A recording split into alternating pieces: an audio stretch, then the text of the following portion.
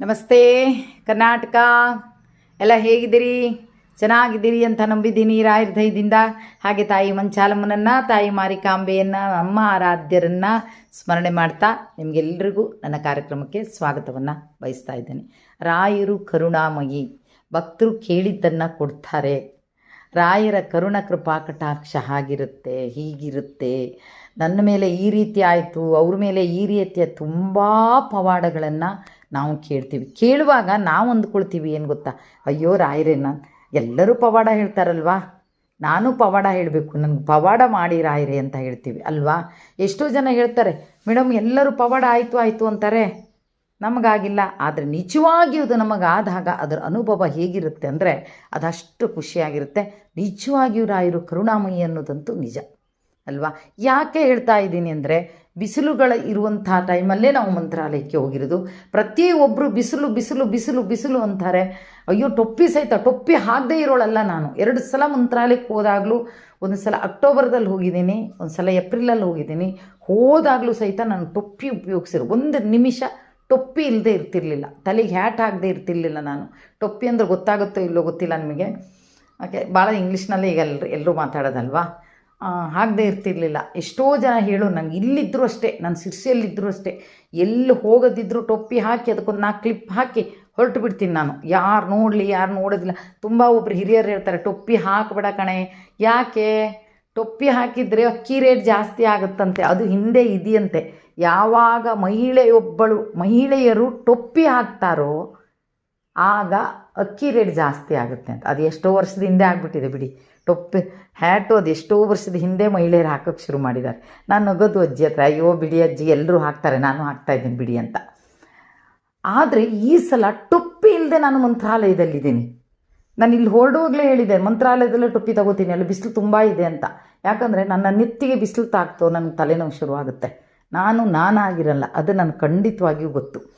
ಹಾಗೆ ಏನು ಮಾಡ್ತೀನಿ, ರಾಯರ ಹತ್ರ ಒಂದು ಪ್ರಾರ್ಥನೆಯನ್ನು ಮಾಡ್ತೀನಿ. ನನಗೆ ಗೊತ್ತಿಲ್ಲಪ್ಪ, ನನಗೆ ಆ ಬಿಸಿಲು ಜಳವನ್ನು ತಡ್ಕೊಳ್ಳೋ ಶಕ್ತಿ ಇಲ್ಲ. ಹಾಗಂತೇಳಿ ಎಷ್ಟೋ ಜನ ವಯಸ್ಸಾದವರು ಎಲ್ಲ ಬಂದಿರ್ತಾರೆ, ಅದು ನನಗಾಗಲ್ಲಪ್ಪ. ಹಾಗಾಗಿ ನೀನು ಕರುಣೆ ತೋರು ತಂದೆ, ಎಲ್ಲರೂ ಹೆದರಿಸಿಡ್ತಾ ಇದ್ದಾರಪ್ಪ ನನಗೆ ಅಂದೆ. ಹಾಗೆ ಹೋದ್ವಿ ನಾವು.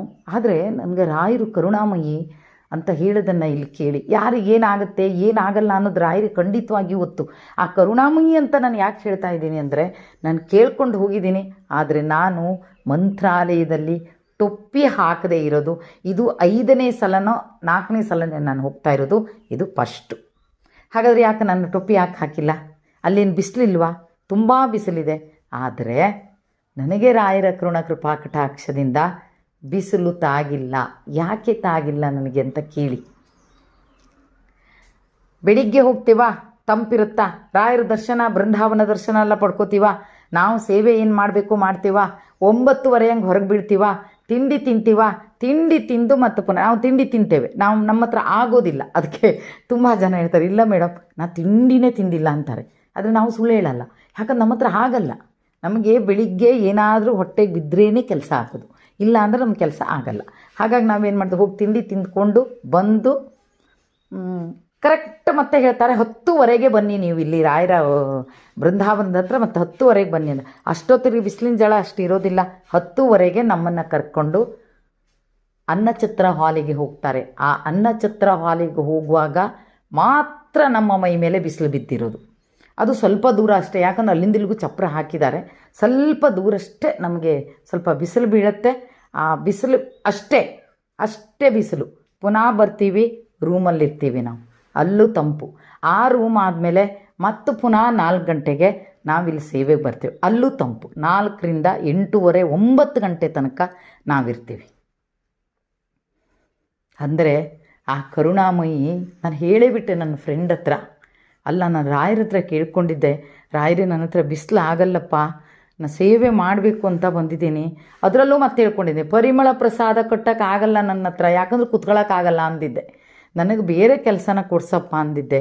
ಕೊನೆಯೂ ರಾಯರು ಕರುಣಾಮಯಿ 3 ದಿನವೂ ನಾವು ಟೊಪ್ಪಿ ಹಾಕದೇನೆ ನಾನಲ್ಲಿ ಸೇವೆಯನ್ನು ಮಾಡಿ ಬಂದಿದ್ದೀನಿ. ಅಂದರೆ ಆ ನನ್ನ ರಾಯರ ಕೃಪಾ ಕಟಾಕ್ಷ, ಆ ನನ್ನ ರಾಯರ ಪ್ರೀತಿ ನಿಜವಾಗಿ ಹೌದು. ನಿಜವಾಗಿಯೂ ಬಿಸಿಲು ತಗೊಂಡ್ರೆ ಏನಾಗುತ್ತೆ ಅನ್ನೋದು ನನ್ನ ರಾಯರಿ ಸಹಿತ ಗೊತ್ತು. ಹಾಗಾಗಿ ನಾನು ಬೇಡಿದಂಥ ಆ ಒಂದು ವರನ ಪ್ರತಿಯೊಂದನ್ನು ನನ್ನ ರಾಯರು ಆ ಮಂತ್ರಾಲಯದಲ್ಲಿ ನಡೆಸ್ಕೊಟ್ಟಿದ್ರು. ಹಾಗಾಗಿ ನಾನು ನಿಮಗೆಲ್ಲರಿಗೂ ಗೊತ್ತು ರಾಯರ ಮಹಿಮೆ ಹೇಗೆ, ರಾಯರ ಶಕ್ತಿ ಹೇಗೆ ನಿಮಗೆಲ್ಲ ಗೊತ್ತು. ನಾವೇನು ಮತ್ತೆ ಹೇಳುವಂಥದ್ದಲ್ಲ. ಆದರೂ ನಾನು ಅನುಭವಿಸಿದ ಆ ಪವಾಡದ ಒಂದಿಷ್ಟು, ಎಷ್ಟೆಷ್ಟೋ ಜನರಿಗೆ ಎಷ್ಟೆಷ್ಟೋ ಪವಾಡಗಳಾಗುತ್ತೆ ಬಿಡಿ, ಆದರೆ ನಾವೇನು ಅನುಭವಿಸ್ತೀವಿ ಅದು ನಮಗೆ ಖುಷಿ ಕೊಡುತ್ತೆ. ಹಾಗಾಗಿ ನಾನು ಅದು ನಿಮ್ಮ ಹತ್ರ ಹಂಚ್ಕೊಂಡಿದ್ದೀನಿ. ಆದರೆ ಇನ್ನೊಂದು ವಿಷಯ ಏನು ಗೊತ್ತಾ, 50 ವರ್ಷ ಮೇಲ್ಪಟ್ಟವರಿಗೆ ರಾಯರ ಬೃಂದಾವನದ ಹತ್ರ ಕೆಲಸ ಇಲ್ಲ. ಇದು ಗೊತ್ತು. ಇದು ಕೇಳಿದ ತಕ್ಷಣ ಶಾಕ್ ಹೊಡೆದಂಗೆ ಆಗುತ್ತೆ ನನಗೆ. ಯಾಕಂದರೆ ನಾನು ಅಂದ್ಕೊಂಡಿರಲಿಲ್ಲ, ಎಲ್ಲ ಹೇಳ್ತಾರೆ ನಿಮ್ಗೆ ಇಲ್ಲಿ ಸೇವೆ ಮಾಡೋಕ್ಕೆ ಸಿಗುತ್ತೆ ಅಂತ. ಆದರೆ ನಮಗೆ ನಾವು ಸೇವೆಯ ಕೌಂಟ್ರಿಗೆ ಹೋದಾಗ ನಮಗೆ ಹೇಳಿರುವಂಥ ಮಾತು. ಆದರೂ ನಾನು ರಾಯರ ಸನ್ನಿಧಾನದಲ್ಲಿ ಸೇವೆಯನ್ನು ಮಾಡಿದ್ದೀನಿ. ನಾನು ಹೇಗೆ ಮಾಡಿದ್ದೀನಿ, ಅದು ಹೇಗೆ ಆಯಿತು ಅನ್ನೋದನ್ನು ನಿಮಗೆ ಮುಂದಿನ ವಿಡಿಯೋದಲ್ಲಿ ಹೇಳ್ತೀನಿ ಅಂತ ಹೇಳ್ತಾ ಇವತ್ತಿನ ಈ ಕಾರ್ಯಕ್ರಮವನ್ನು ಇಲ್ಲಿಗೆ ಮುಗಿಸ್ತಾ ಇದ್ದೀನಿ. ಜೈ ಹಿಂದ್, ಜೈ ಕರ್ನಾಟಕ ಮಾತೆ. ಸರ್ವೇ ಜನ ಸುಖಿನೋ ಭವಂತು.